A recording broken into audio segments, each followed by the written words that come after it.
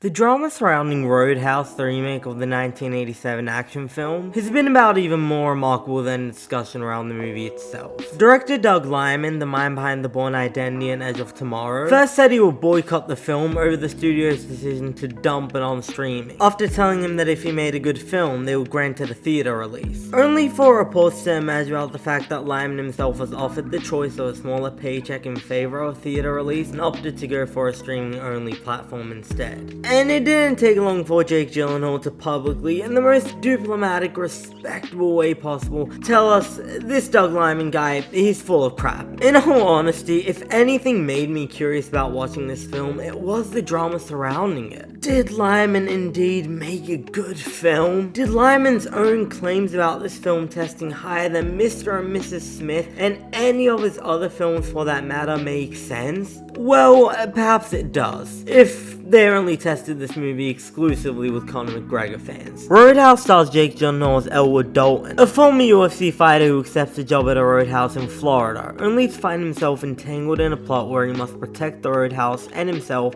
against the mafia, led by a mafia enforcer called Knox, played by Conor McGregor in his feature film debut. In his statement where he announced he will be boycotting the film at South by Southwest, director Doug Liman wrote, "The movie is fantastic, maybe my best, and I'm sure it will bring the house down and possibly have the audience dancing in their seats during the end credits." I think he was certainly being generous to himself, while simultaneously undermining the previous blockbuster smashes he's directed. Because despite his cries and pleas that this movie deserved a theatrical release, this movie fits right alongside disposable streaming movies such as The Adam Project, which Quentin Tarantino has succinctly described as not existing in the zeitgeist, saying these movies might as well not exist. Though, to be fair, there's plenty of trash that gets released in cinemas too. Now, that's not because this movie is offensively terrible, but because it fulfills the bare minimum of functionality, a decent background watch that you'll forget within the hour. Despite being marketed as a high-octane action thriller, the movie certainly takes its time to get going, which wouldn't be a problem if the movie were laying effective, well-executed groundwork to imbue meaning into the future action sequences. Unfortunately, it isn't. Instead, we spend the first chunk of the movie following Jake Gyllenhaal's Dalton as he talks to a person, and then talks to another person, and then talks to another person. Not to say there's anything wrong with a person talking to another person, after all, that's cinema for you. The problem is that these conversations are missing any sense of conflict, a core element of essential drama. In fact, they seem to possess an element that can only be described as being the antithesis of conflict, with characters fawning over the formidable, unstoppable UFC fighter Dalton used to be, with no effort made by the filmmakers to show us this skill in action. When the movie kicks into gear, it suddenly becomes a far more enjoyable watch. But it doesn't deliver on the most important ingredient of any action movie,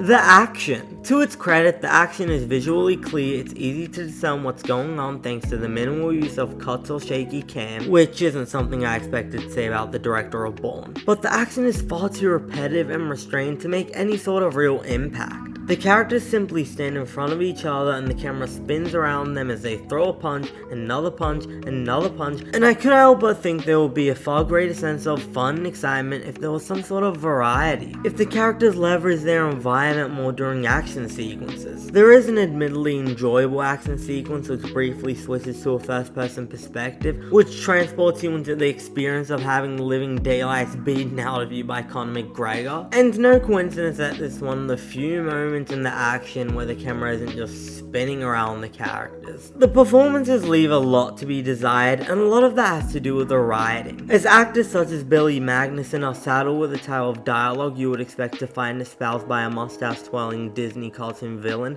with no nuance. And Daniela Melchior, who has delivered great performances through her collaborations with James Gunn, has her talent reduced to the two-dimensional love interest archetype. The straight-type personality that reels in the protagonist much braver, riskier instincts. Or at least she tries. Let's talk about Jake Gyllenhaal. This guy is undoubtedly one of the most talented, versatile actors in the world. Yet this movie is so far below his talent, it'll leave you wondering if this guy just stopped caring after he was snubbed by the Oscars for his unforgettable performance in Nightcrawler. Though to be fair, I wouldn't entirely blame him. Surprisingly, and believe me when I say I never expected to say this, the best performance comes from Conor McGregor. Not because he's a genuinely gifted dramatic actor, not because he has deft comedic timing, but because no one fully, unabashedly embraces the goofy tone of this movie in the same way he does. Sure, it's Conor McGregor being Conor McGregor, but when he says, "It's been a while since I've been clubbing," as he pulls out a golf club which he intends to use to bash a few people's heads in,